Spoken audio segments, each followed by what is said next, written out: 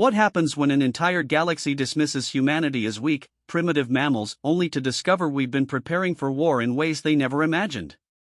When alien empires clash across the stars, confident in their technological superiority and ancient military traditions, they're about to learn that humans have one terrifying advantage: we never stop evolving, adapting, and pushing the boundaries of what's possible. The Galactic Council thought they knew everything about warfare. They had energy weapons that could crack planets, ships that moved faster than light, and warriors bred for millennia of conflict. What they didn't expect was a species that would willingly transform their own biology, merge flesh with machine, and create soldiers that defied every law of nature they thought they understood.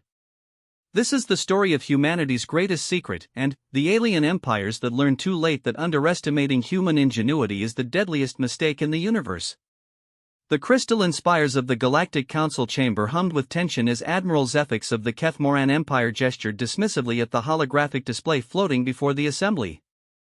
The three-dimensional image showed a small blue planet orbiting an unremarkable yellow star in the Outer Rim territories. Honored council members, Zephyx's voice carried the authority of someone who had conquered 17 star systems. This primitive world poses no threat to our expansion. Our intelligence reports indicate the inhabitants have barely mastered interplanetary travel. They fight with chemical propellants and primitive kinetic weapons. Their largest vessels are crude metal constructs that would crumble under a single plasma burst from our smallest fighters. The assembled representatives from across the galaxy nodded in agreement. The Thraxians, with their 4 arms and chitinous exoskeletons, clicked their approval. The gas-dwelling Vortani pulsed their bioluminescent sacs in synchronized patterns of consent. Even the ancient ethereals, beings of pure energy who rarely concerned themselves with physical matters, seemed to shimmer with satisfaction at the assessment. Council Speaker Mordun, a towering figure whose species had ruled the galactic core for 3 millennia, raised one of his 6 hands for silence. The matter is settled then. These, humans, will be given the standard ultimatum. Submit to council authority and provide tribute, or face subjugation. Admiral Zephyx, your fleet will handle this minor inconvenience. As the council session ended and the various delegates began filing out through teleportation matrices and dimensional portals, none of them noticed the small recording device that had been carefully planted near the chamber's central pillar.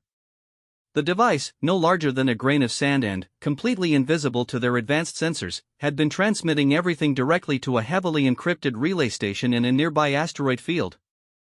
300 light-years away, in a bunker buried 2 miles beneath the surface of Luna, General Sarachan watched the feed with grim satisfaction. Around her, dozens of technicians and analysts worked at holographic displays, their faces lit by the blue glow of data streams that showed fleet movements, technological assessments, and battle projections across known space.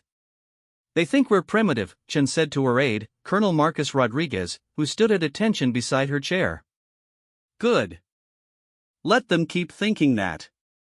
Rodriguez nodded, his cybernetic eye whirring softly as it processed additional data feeds. The Phantom Protocol has been maintaining the deception perfectly, General. Every probe they've sent to our system has only detected our decoy installations and obsolete technology. They have no idea about the real extent of our capabilities. Shin smiled coldly as she pulled up a classified file on her personal display.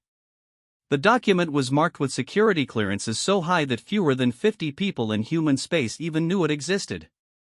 Project Prometheus, humanity's answer to a hostile galaxy. Activate all Phase 1 assets, she ordered. It's time to show these aliens what happens when they underestimate human adaptability. Meanwhile, aboard the flagship of Admiral Zephyx's fleet, the massive dreadnought Stellar Dominance, preparations were already underway for what the Keth-Moran military considered a routine pacification mission.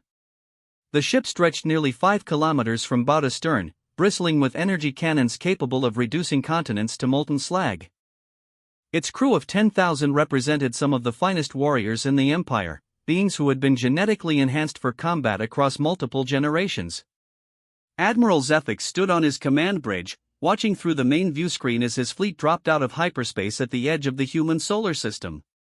200 warships materialized in perfect formation, their hulls gleaming with adaptive armor that could deflect most known weapons. Behind them came the support vessels, troop transports, supply ships, and the dreaded orbital bombardment platforms that could crack a planet's crust if necessary. Initial scans confirmed the intelligence reports. Admiral, reported his tactical officer, a Kethmoran female whose cranial ridges were decorated with the scars of a dozen campaigns. We detect approximately 3,000 vessels in the system, mostly concentrated around the third and fourth planets. Their technology appears consistent with a Type 0.7 civilization on the Walrus scale. Zephyx nodded approvingly. A Type 0.7 civilization was barely beyond their own planet's atmosphere. His forces could handle such opponents in their sleep. Begin standard approach. Broadcast the surrender ultimatum on all frequencies. Give them 6 of their local hours to respond before we begin targeted strikes on their military installations. What the Admiral didn't know was that every aspect of his fleet's approach was being monitored by sensors so advanced they existed partially outside normal spacetime. Hidden stations throughout the solar system tracked each ship's energy signature, weapon configurations, and crew complement. The data flowed back to command centers where human analysts worked alongside artificial intelligences that could process battlefield information faster than biological brains could comprehend. On Earth, in a facility that officially didn't exist beneath the Sahara Desert, Dr. Elena Vasquez watched readouts that would have terrified any normal human being. The bio-readings showed heart rates, adrenaline levels, and neural activity patterns that pushed far beyond the limits of baseline human physiology. These weren't normal soldiers preparing for battle, they were something entirely new. Prometheus Squadron is ready for deployment, she reported into her secure communicator. All enhancement protocols are stable. Subjects show no signs of rejection or system failure. The subjects in question stood in rows within reinforced chambers, their bodies partially obscured by the biomechanical suits that had become extensions of their very beings. These weren't just soldiers wearing armor, they were beings who had volunteered to become something more than human, their bodies enhanced with nanotechnology, genetic modifications, and cybernetic implants that allowed them to interface directly with their equipment. Captain Jake Morrison had been the first volunteer for the Prometheus program 3 years earlier. Now, as he ran final diagnostics on his integrated weapon systems, he barely resembled the Marine who had first walked into Dr. Vasquez's laboratory. His skeleton had been replaced with a carbon nanotube composite that was stronger than steel but lighter than bone. His muscles contained synthetic fibers that could contract with 10 times normal human force. His nervous system had been augmented with quantum processors that allowed him to think and react at superhuman speeds. Most importantly, his genetic code had been rewritten at the cellular level to allow for rapid adaptation. In combat, his body could literally evolve in real time to counter new threats, developing resistance to energy weapons, adapting to different atmospheric conditions, or even regenerating from injuries that would kill normal humans. Prometheus 1 to command. Morrison spoke into his neural communicator, the words transmitted directly from his thoughts rather than his voice. All systems green. Squadron is ready for intercept operations. Around him, his team of 12 enhanced soldiers performed similar checks. Each had undergone the same transformation, but their bodies had adapted the modifications in unique ways.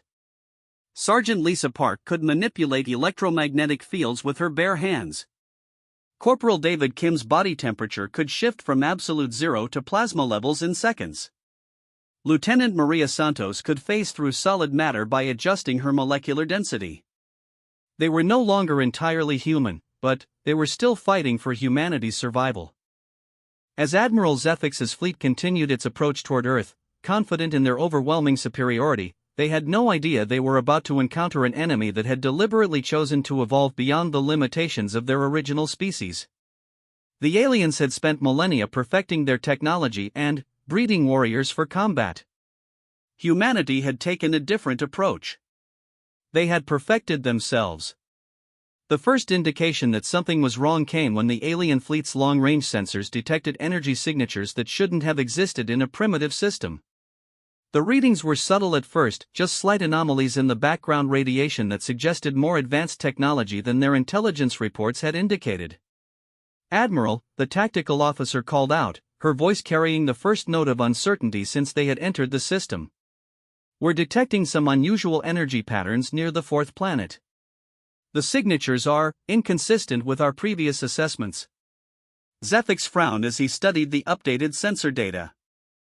The patterns were indeed strange, showing power outputs that seemed to fluctuate between almost nothing and levels that rivaled their own capital ships. Probably just solar flare interference or primitive industrial accidents. Maintain course and prepare to broadcast the ultimatum. But deep in the asteroid belt, humanity's real fleet was already moving.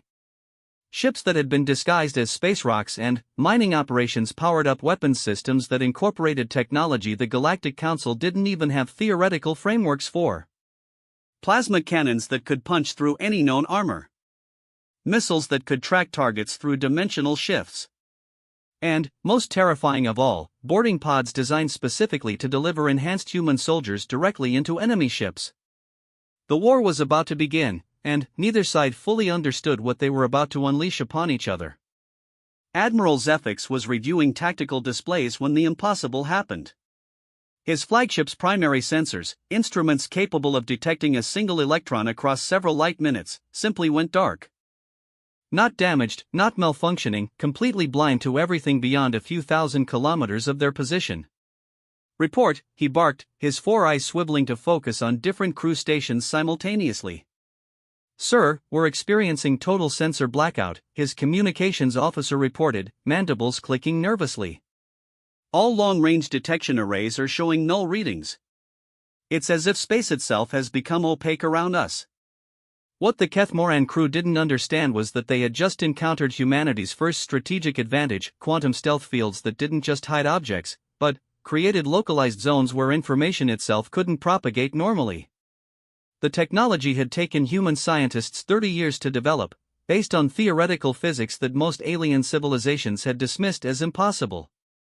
On the bridge of the human stealth cruiser Phantom Strike, Captain Sarah Kim watched the alien fleet stumble around blind while her ship remained completely invisible just 5 kilometers away from their flagship. Her vessel was a masterpiece of human engineering, built not with alien technology, but with uniquely human innovations that the galactic powers had never encountered. "Prometheus Squadron is in position," she reported to General Chen via quantum entanglement communicator. "Enemy flagship isolated from sensor contact with the rest of their fleet. Ready to initiate Phase 2. Chen's voice came back instantly across the impossible distance. "Execute boarding operations.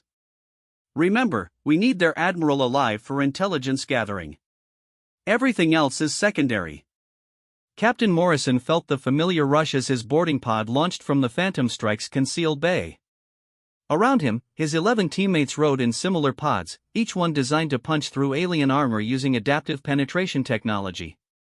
As they approached the stellar dominance, Morrison's enhanced senses could feel the electromagnetic signatures of the alien ship's defensive systems trying to lock onto their approach vector. Activating adaptive camouflage, he transmitted to his team. The boarding pod's outer hull shimmered and changed, not just visually but across the entire electromagnetic spectrum, mimicking the energy signatures of space debris or sensor ghosts. To the alien point defense systems, they simply didn't exist.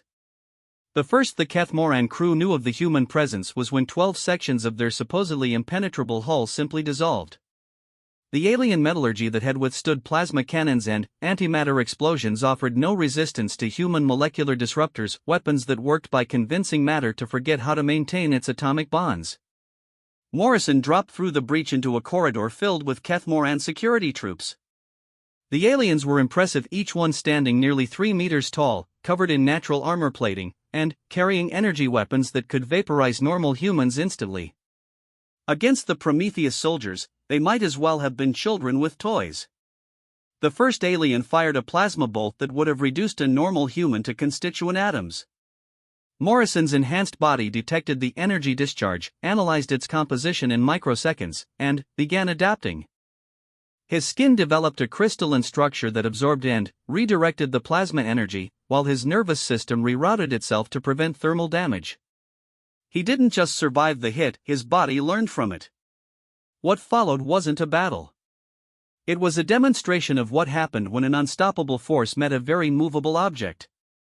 Sergeant Park raised her hand toward a group of 5 Kethmoran warriors.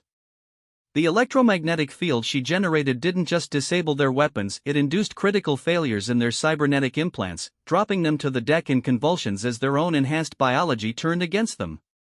Corporal Kim moved through their defensive positions like a ghost, his molecular phase shifting allowing him to appear inside their formations while his body temperature fluctuations created localized atmosphere changes that confused their targeting systems.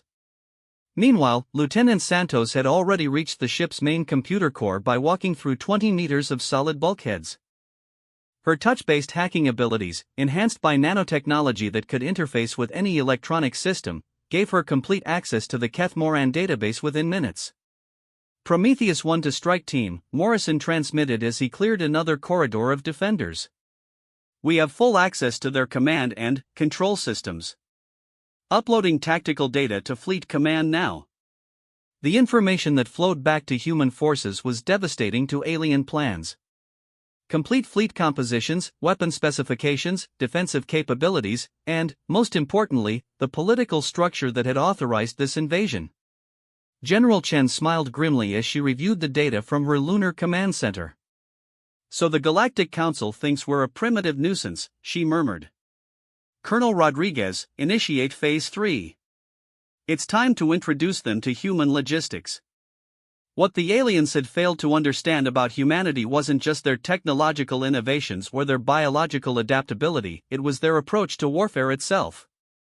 Every other species in the galaxy fought like apex predators, relying on superior firepower and individual prowess.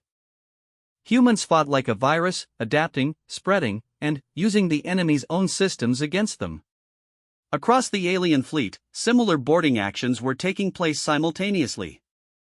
Human stealth ships had been positioned throughout their formation for hours, waiting for the moment when their targets were isolated from mutual support. The Prometheus soldiers didn't just attack, they infiltrated, analyzed, adapted, and conquered from within. On the Keth Moran heavy cruiser Relentless Conquest, Commander Veltar was receiving increasingly frantic reports from across his ship. Sir, we have intruders in Engineering Section 7. Security teams report that their weapons are ineffective.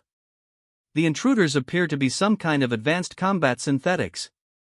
Impossible, Veltar replied, but his certainty was wavering. No synthetic technology in the galaxy could withstand our plasma rifles.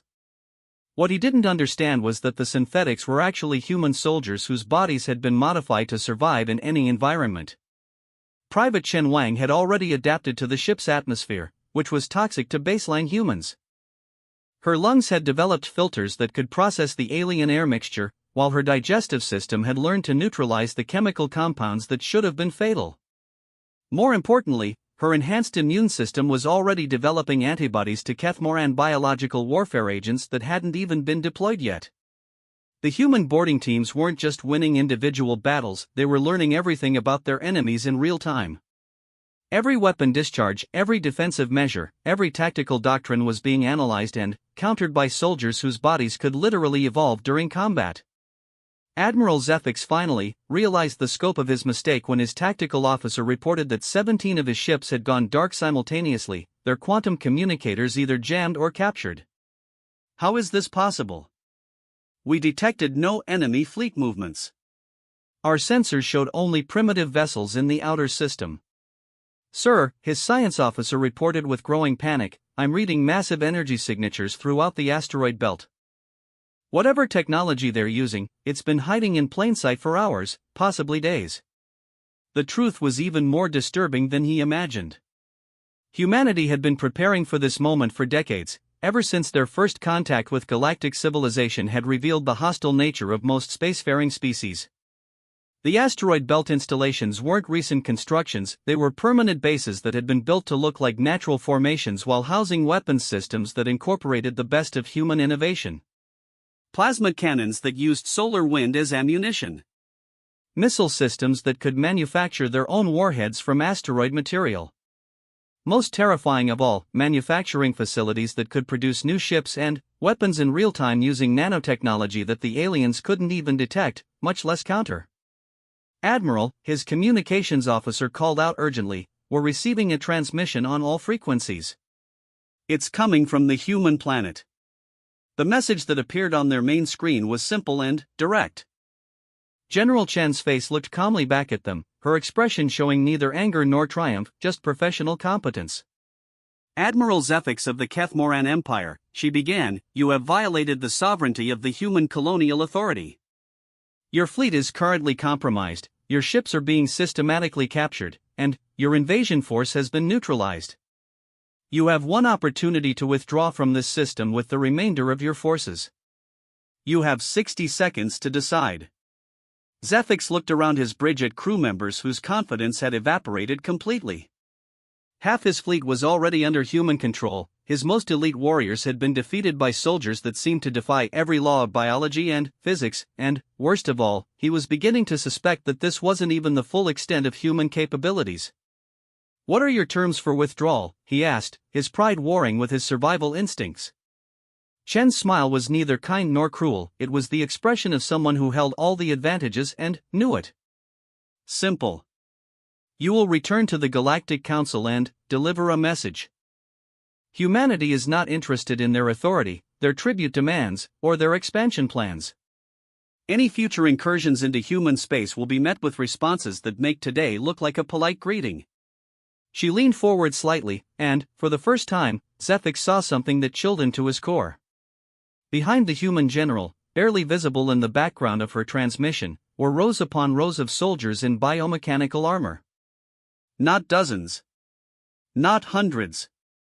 Thousands of enhanced humans, all standing at attention, all ready for deployment. Oh, and, Admiral, Chen continued, please make sure the Council understands that what you've encountered today represents less than 1% of our actual military capabilities. We've been preparing for galactic contact for quite some time. Today was just our way of introducing ourselves. 3 months later, the emergency session of the Galactic Council convened with an urgency that hadn't been seen in over 1,000 years.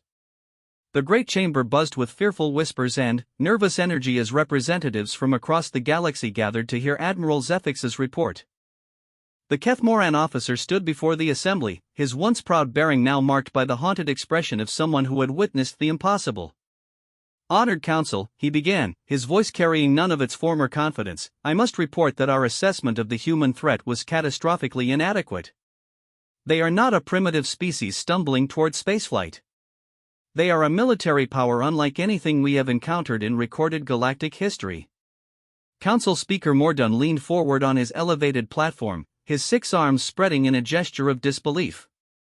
Admiral, you commanded 200 of our finest warships against a species that has barely colonized their own star system. Are you telling this council that you were defeated by primitive chemical rockets and kinetic weapons? Zephyx's mandibles clicked in what his species recognized as profound distress. No, Speaker. We were defeated by soldiers who could adapt to our weapons while we fought them. By ships that could hide in plain sight using technology we cannot even comprehend. By tactical doctrines that turned our own superiority into a weakness. He activated a holographic projector, filling the chamber's center with recordings from the battle. The assembled delegates watched in growing horror as human boarding parties moved through Kethmoran ships like unstoppable forces of nature. They saw energy weapons that should have been instantly lethal absorbed and redirected by modified human biology. They witnessed soldiers walking through solid matter, manipulating electromagnetic fields with their bare hands, and, most disturbing of all, adapting to new threats in real time. The Thraxian representative, General Plixmoth, chittered aggressively. This is clearly fabricated propaganda designed to excuse military incompetence. No biological entity can survive direct plasma discharge, much less adapt to it during combat. That's what we believed, Zephyx replied grimly. I watched one of their soldiers take a full-power plasma rifle shot to the chest. The energy that should have vaporized him was absorbed into his skin, which developed a crystalline structure we've never seen before. He not only survived, he became immune to our most powerful weapons while we watched. Dr. Helix Van of the Science Directorate, whose species had spent millennia studying biological evolution, studied the recordings with growing alarm. If these images are accurate, these humans have accomplished something that should be theoretically impossible. They've created controlled, real-time evolutionary adaptation in complex organisms. The implications are... She paused, struggling to find words. The implications threaten everything we understand about biological limitations. Council Speaker Mordaunt gestured for silence as the chamber erupted in frightened discussion. Even if we accept these claims, Admiral, surely their numbers must be limited. Creating such modifications would require resources and technology beyond most civilizations. Zephyx shook his head slowly. Speaker, that's perhaps the most terrifying aspect of this encounter. At the end of our engagement, the human commander showed us facilities containing thousands of these enhanced soldiers. Based on our intelligence analysis, they have been preparing for galactic contact for decades. This was not a desperate last resort modification program, this was a systematic military development project designed specifically to counter advanced alien threats. The revelation sent waves of fear through the assembled representatives. The Vortani delegates' bioluminescent sacs pulsed in patterns of deep distress. The ethereal representative actually manifested a visible form to better express their concern, something they hadn't done in centuries. What are their demands? Asked Minister Thane of the Trade Federation, whose species had built their power on economic rather than military might. They have made no demands, Zephyx replied. That may be the most ominous aspect of this entire situation. They don't want tribute, territory, or recognition. They simply want to be left alone. The human general made it clear that any future incursions into their space would be met with escalating responses. The chamber fell silent as the implications sank in. A species that wanted nothing from the galactic community except to be ignored was, in many ways, more dangerous than one that could be negotiated with or bribed. Dr. Helixvan spoke into the silence. Council, I must point out that if the humans have achieved this level of biological modification, they have essentially removed the normal limitations on population growth and resource consumption. Traditional economic and military pressures that keep species contained within manageable territories may not apply to them. Explain, Mordaunt commanded. If they can adapt their biology to survive in any environment, they don't need terraforming to colonize new worlds. If their soldiers can evolve immunities to any weapon, traditional military deterrence becomes meaningless. Most importantly, if they can modify themselves for enhanced intelligence, strength, and adaptation, their technological development curve may accelerate beyond our ability to counter. The terrifying logic of her analysis rippled through the chamber. The Galactic Council's power had always been based on the assumption that younger species would need centuries or millennia to develop technologies that could challenge established powers. Humanity had compressed that timeline into decades through sheer audacity and biological modification.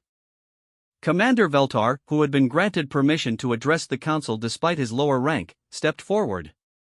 Honored delegates, there is one more aspect of this situation that you must understand. The humans didn't just defeat us militarily, they did it while holding back. Our analysis of their weapon signatures and tactical responses suggests that we encountered less than 10% of their actual capabilities. The admission sent fresh waves of panic through the assembly. If the force that had easily defeated a council fleet represented such a small fraction of human military power, what would they face if they actually provoked these beings to full-scale warfare? What do you recommend, Admiral? Asked Mordaunt, his voice carrying the weight of someone who suddenly understood that his species' long dominance of the galaxy might be coming to an end. Zephyx looked around the chamber at the representatives of dozens of species, civilizations that had ruled the stars for millennia. I recommend that we officially recognize human territorial claims and establish a formal non-aggression pact. More than that, I recommend we actively discourage any member species from attempting contact with them until we better understand what we're dealing with. The suggestion of the Galactic Council backing down from a single species was unprecedented, but the alternative was beginning to look far worse. Meanwhile, in the depths of the human lunar facility, General Chen was reviewing reports that painted a very different picture of the recent engagement. Dr. Vasquez stood beside her, reviewing biological data from the Prometheus soldiers' combat performance. The adaptation rates exceeded our most optimistic projections, Dr. Vasquez reported. All 12 soldiers showed significant evolutionary responses to alien weapons and environmental conditions. More importantly, the modifications appear to be permanent and heritable. We're not just creating super soldiers, we're creating a new branch of human evolution. Chen nodded thoughtfully. And the intelligence data from the captured ships? Comprehensive, replied Colonel Rodriguez. We now have complete technical specifications for Keth-Moran technology, political intelligence on 17 council species, and, most importantly, confirmation that they view biological modification as impossible rather than impractical. They literally cannot conceive of the kind of systematic self-improvement we've achieved. Chin smiled grimly as she pulled up a strategic display showing human expansion plans across nearby star systems. Good. Let them continue believing that biology has fixed limitations. It will give us more time to establish ourselves before they realize what's really happening. What the Galactic Council didn't understand, and what Admiral Zephyx couldn't have known to report, was that humanity's super soldier program was just the beginning. Hidden facilities throughout human space were already working on the next phase of human evolution. Enhanced humans who could survive in the vacuum of space without protection. Scientists whose modified brains could process information at quantum computational speeds. Engineers whose hands could manipulate matter at the molecular level. Most ambitious of all, the Genesis Project was developing humans who could reproduce by cellular division when necessary, ensuring that humanity could establish self-sustaining populations on any world, no matter how hostile. They were preparing for a future where humanity wouldn't just survive in a hostile galaxy, they would thrive in environments that would kill any other known species. The encounter with the Keth-Moran fleet had been a test run, a chance to evaluate their capabilities against advanced alien technology.